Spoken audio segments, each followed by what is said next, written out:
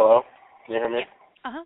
Sorry about that. So, yeah, as I was saying, I tried calling his cell phone twice, but it didn't come through. So I'm just trying this number. But, yeah, if you can connect me to his office, that'd be great, so I can just leave voicemail. Do you know, what's, just David Allen? Yeah. He's the director of Dots. Oh, of Dots. Oh, okay. Yeah, sure.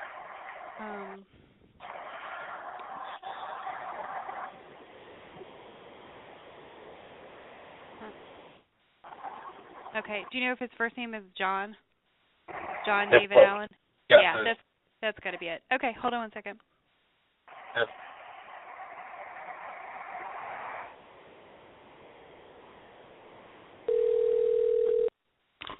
David Allen, can I help you? Hi, is this Mr. Allen? Yes, it is. Hi, Mr. Allen. This is Jake Nelson. Hey, Jake. We had an email correspondence.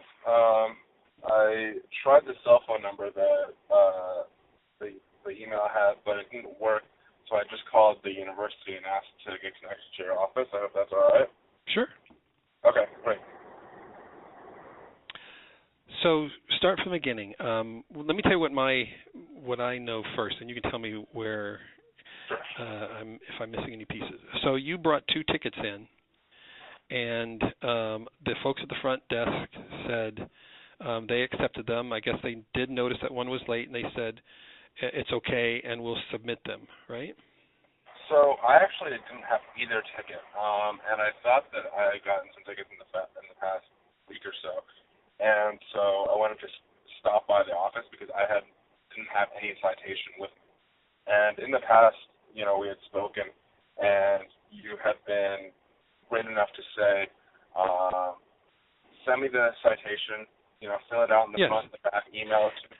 I will. Okay, now let me ask you a quick question. Did you get the email from us as soon as, like the day after or the day you got the ticket, saying that you gotten it?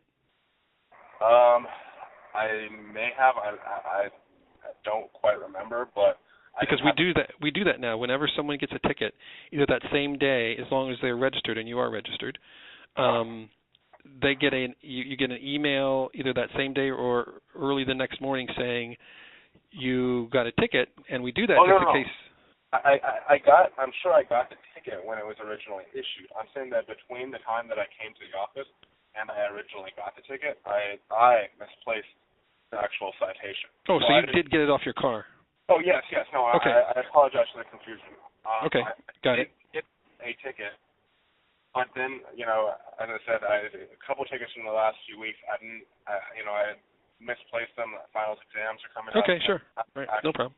And what we had agreed upon before, you had said, and there was one time that I contacted you without having an actual citation, and you said, could you please send the actual citation and fill out the form in the back, and so you because I need that to be able to process everything. Right.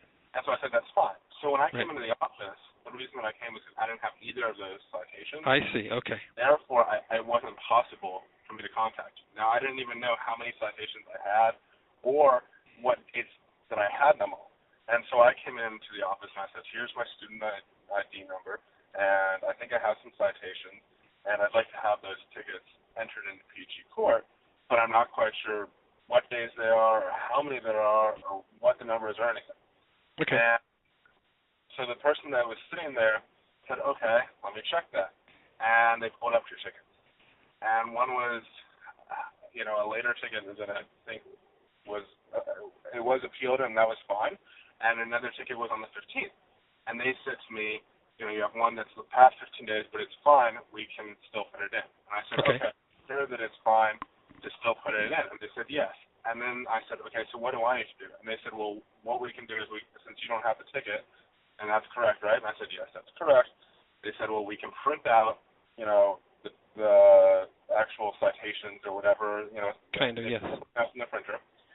They said, okay, write down your information, and, we'll file it. And I said, that's fine for both tickets? And they said, that's fine for both tickets. And I said, okay. So I filled out, they printed off everything. I filled out my information on both. And at that time, I left and said, okay, I guess these are the 2 citations. one is under 15 days, one is over 15 days, but they explicitly said that, they acknowledged the fact that it was over 15 days. Yes. That's fine, that it would still be processed.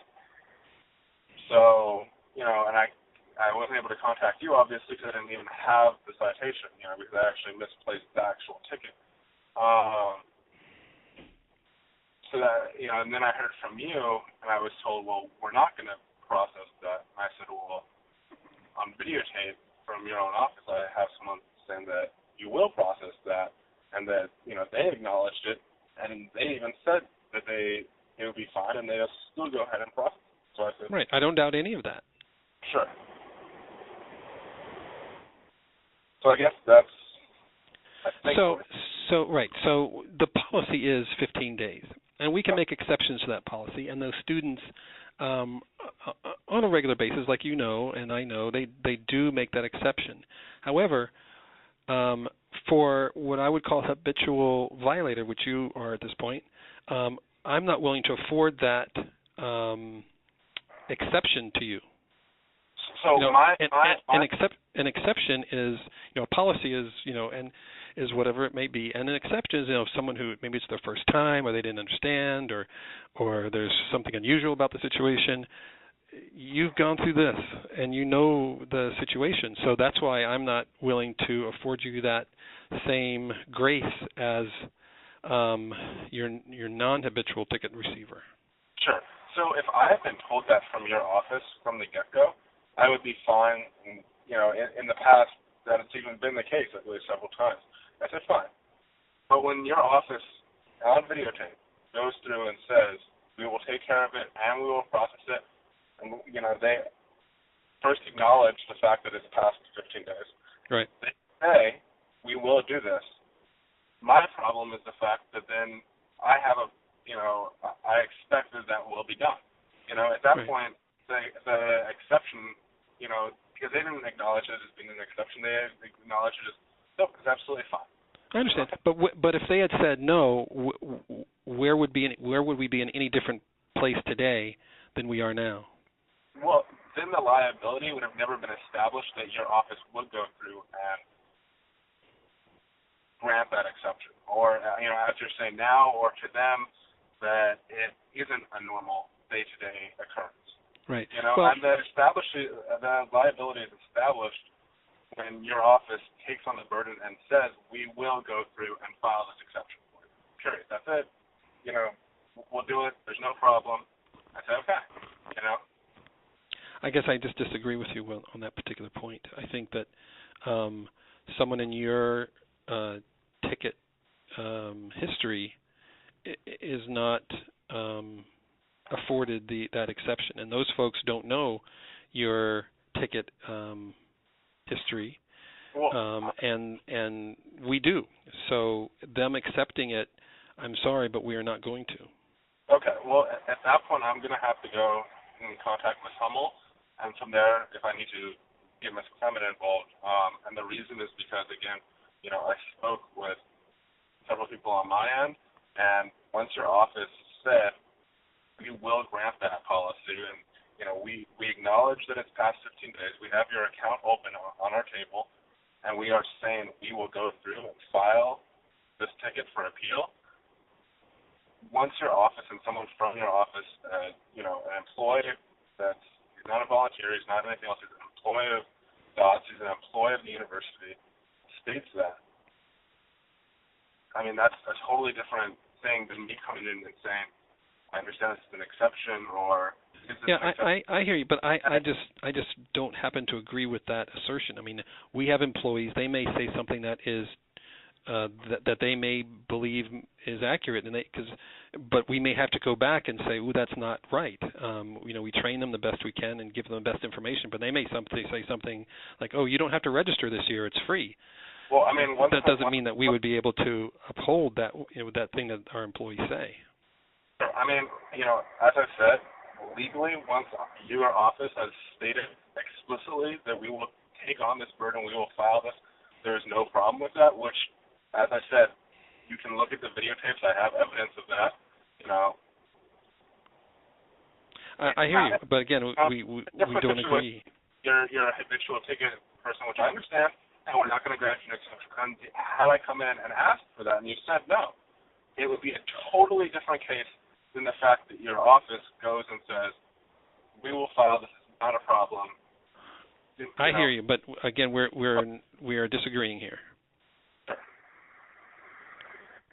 I mean, I definitely think we are. Yeah.